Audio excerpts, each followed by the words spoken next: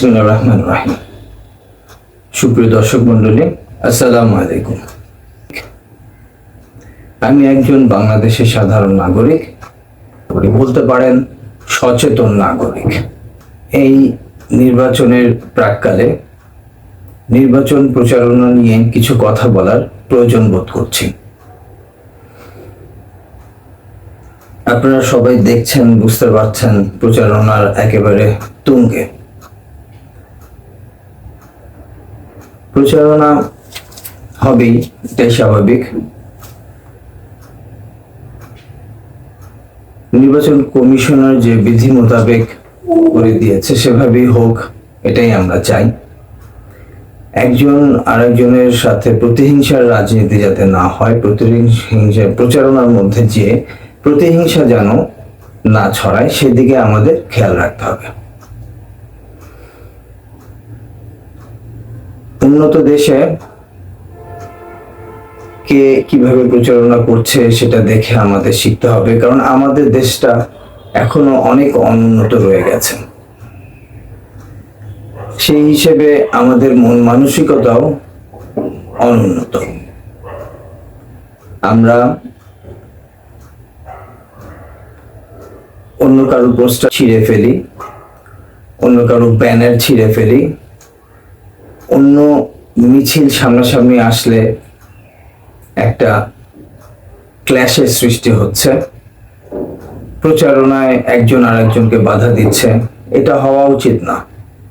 তৃতীয় বিশ্বের দেশ হিসেবে আমাদের দেশের মানুষ শিক্ষিত যাই হোক, সংস্কৃতিতে অনেক পিছিয়ে আছে। আর কতদিন আমরা এরকম ভাবে পিছিয়ে থাকবো, একজন আরেকজনকে মারবো?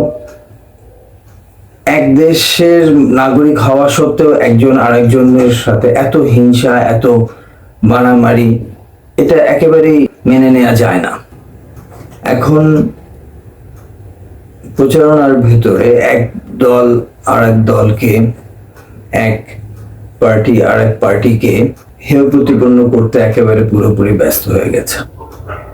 ঠিক আছে, মেনে নিলাম যে অন্য দলকে হেয় প্রতিপন্ন না করলে নিজের সাপোর্ট বাড়ানো যাবে না এবং নিজের লোকজন বুঝবে না।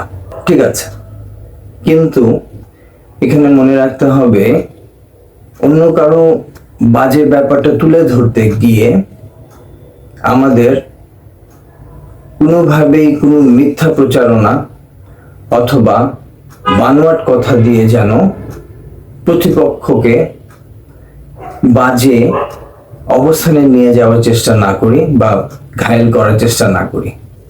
কারো যদি কিছু বাজে কোনো অবস্থা থেকেও থাকে, বাজে কোনো রেকর্ড থেকেও থাকে, সেটাকে আমরা তুলে ধরবো বা শালীনতার সাথে, এবং কমপক্ষে যেটা না বললেই না ততটুকুর মধ্যে। এখন নেতারা যদি খুব বেশি বলে ফেলে, তাতে কর্মীরা দেখা যায় প্রতিহিংসার রাজনীতিতে জড়ায় পড়ে। আবার অন্যদিকে এলাকার নেতা, তার যে সাঙ্গপাঙ্গ আছে, তাদেরকে অনেক সময় কুমন্ত্রণা দিয়ে একটা বাজে কাজ করতে বাধ্য করে ফেলে। যেরকম পোস্টার ছিঁড়ে ফেলো, ব্যানার কেটে ফেলো, প্রচারণায় বাধা দাও, এটা হওয়া উচিত না। আমরা আর কতদিন এই তৃতীয় বিশ্বের নষ্ট সংস্কৃতির মধ্যে পড়ে থাকবো? আমাদেরকে উন্নত হওয়া উচিত, আমাদের মন মানসিকতা উন্নতি করা উচিত। যদিও এর সবচেয়ে বড় দায়িত্ব ছিল সরকারের, কিন্তু সেটা হয়ে ওঠে নাই। এখন আমাদেরকে নতুনভাবে দেশ গড়ার কাজে লাগতে হবে এবং এখন থেকে সেটা শুরু করতে হবে। আমাদের নিজেদেরকে পরিবর্তন করে একটা সুন্দর সংস্কৃতির ভিতরে নিয়ে যেতে হবে। আমরা না কারো পোস্টার ছাড়বো, না কারো গীবত করব, না কারো প্রচারে বাধা দেব। অনেক সময় দেখা যায় দুটো মিছিল সামনাসামনি পড়ে গেলে একজন আরেকজনকে একেবারে মারামারির অবস্থায় পড়ে যায় এবং মারামারিও হয়। আপনি চিন্তা করেন, মারামারিতে কেউ আহত হলো কি অথবা নিহত হলো, তাতে কিন্তু দলের একদিক দিয়ে নাম বেড়ে যায়, তাদের প্রতিপক্ষকে ঘায়েল করার একটা সুযোগ হয়ে যায়। মাঝখান দিয়ে কি হলো, আমি অথবা আপনি আহত অথবা নিহতের ভাই বাবা হয়ে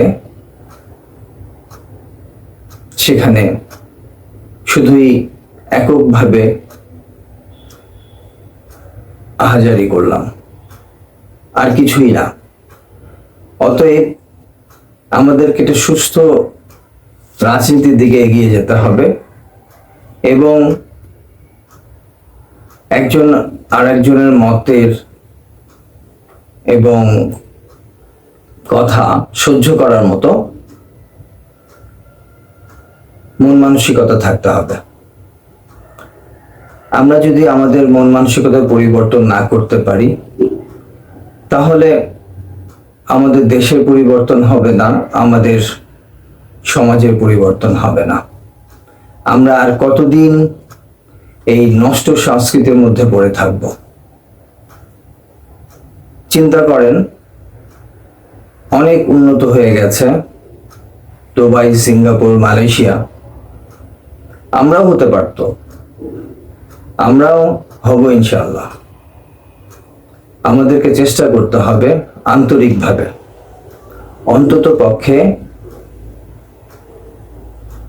এই এখন থেকে সেটা শুরু করতে হবে। একটা সুন্দর রাজনীতি, একটা ভ্রাতৃসুলভ মনোভাব নিয়ে প্রতিপক্ষকে দেখতে হবে। সেও বাংলাদেশি, আমিও বাংলাদেশি। এই ছোট্ট 55,000 বর্গমাইলের ছোট্ট একটা দেশে আমরা কেন নিজেদেরকে বিভক্ত করে ফেলবো? যেই আসবে, যেই সরকার পরিচালনা করবে, একে অপরকে স্বাগত জানাতে হবে এবং অপর মতামতকে, অপরের পথ চলাকে স্বাগত জানাতে হবে। পরমত সহিষ্ণুতা থাকতে হবে। এটা যদি না থাকে তাহলে আমরা আগাতে পারবো না। আমাদেরকে বিভক্ত করে ফেলা হচ্ছে। আমরা জাতিতে এক, আমরা একই পরিবেশের, একই দেশের। আমরা কেন বিভক্ত হব? যার যার প্রচারণা শেষে চালাবে সুন্দরভাবে, কেউ কাউকে বাধাগ্রস্ত করবে না। এই বাধাগ্রস্তের মধ্য দিয়ে যখন দেখা যাবে কারো কারো অনেক বড় ক্ষতি হয়ে যাচ্ছে, কারো বাড়ি জ্বালিয়ে দেওয়া হচ্ছে, কারো দোকানপাট জ্বালিয়ে দেওয়া হচ্ছে, এটা তো কাম্য না। আমাদেরকে এই প্রতিহিংসার রাজনীতি থেকে একেবারেই বের হয়ে আসতে হবে। উন্নত দেশগুলোর দিকে তাকান, ওদের যার যার কর্ম তারা করছে, যার যার প্রচারণা তারা চালাচ্ছে, কোনো রকম মারামারি, হানাহানি, কাটাকাটি নাই। আমাদের মধ্যে এই জিনিসটা হওয়া উচিত না। আমাদের মন মানসিকতা উন্নতি করা একান্ত কর্তব্য। আশা করি পরবর্তীতে সরকার যারাই গঠন করুক, আমাদের একটা সুন্দর সুস্থ সংস্কৃতির মধ্যে নিয়ে যাবে এবং তার মধ্যে আমাদের সমাজ পরিবেশ সুন্দরভাবে গড়ে উঠবে। আপনারা সবাই এটা চেষ্টা করবেন, সহযোগিতা করবেন একে অপরকে। একসাথে বসে চাই খেলেন, একসাথে বসে গল্প গুজব করলেন, পরবর্তীতে যার যার ভোট সেই দিলেন, সমস্যা নাই তো। কেন আমাদেরকে নিজেদের মধ্যে এত শত্রুতা তৈরি করে নিতে হবে। ভোট দিব, মতামত জানাবো, তাতে প্রতিহিংসা বা শত্রুতার কোনো ব্যাপার নেই। যেই সরকার গঠন করুক, দেশ চলবে, দেশ উন্নতির দিকে যাবে। দেশ যত উন্নত হবে, আমাদের দেশের জনগণ আমরা ভালো থাকতে পারবো।